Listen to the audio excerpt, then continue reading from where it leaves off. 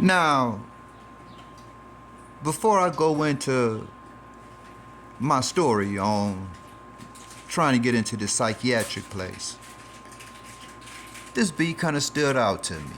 So here we go. Hey, bro, I need you to get back in that mode again. That mode where nothing can take you off your pivot. You just putting in that work every single day. See, that version of you is different. You got to tap back into it. Don't be out here playing with your potential because you one of the ones, bro. You special. And you weren't meant to be a person that could have been the one. You are the one.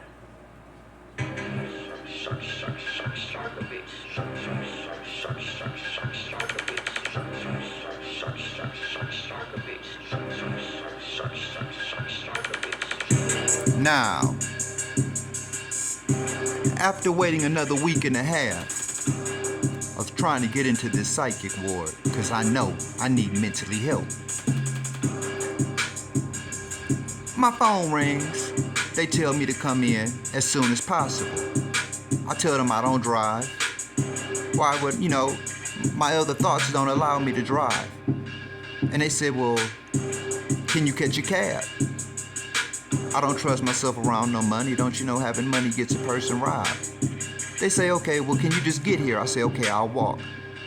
It takes me about a good 30, 40 minutes. I walk there. By the time I walk, I ain't even mad. You know what I'm saying? I'm drinking a Red Bull. They're like, okay, well, how are you feeling, sir?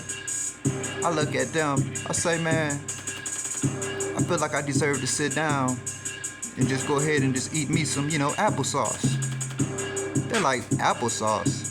Sir, look, we're here to discuss if we've considered allowing you to come here, and we realize that since you told us that you've been to TDC, that you deserve to be here because, maybe you're used to just, 4 walls, 3 meals, and a hot and a cot.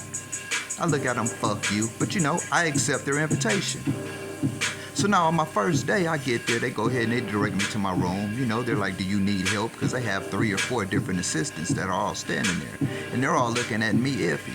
I'm looking at them like, come on, man, we wasting time because I need to be able to sit down and be able to play mental chess, with the voices that's in my head. So as they walk me in there, they sit me down. They're like, okay, well, look, there's no toilet, there's no faucet, we'll bring you everything you need.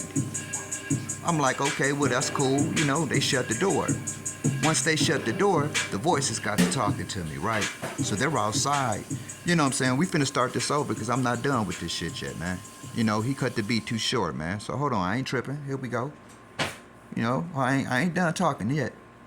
So like I said, I'm in there going ahead and talking, to my voices. They telling me, you think you're safe, don't you? Now that you're in here, and you have no objects, that can harm anyone or yourself. So I'm like, okay, well, what happens if I put myself in a straitjacket? They're like, the straitjacket doesn't matter, because we still have the ability to play with your brain. I tell them I take medication for my brain already. Ain't no more damage y'all can do to it. They start laughing, I reply again, fuck you. All of a sudden, it's another knock at my cell door. Stay tuned to tell you what the fuck they're stressing, man. I think they finally accepted me. Home sweet home.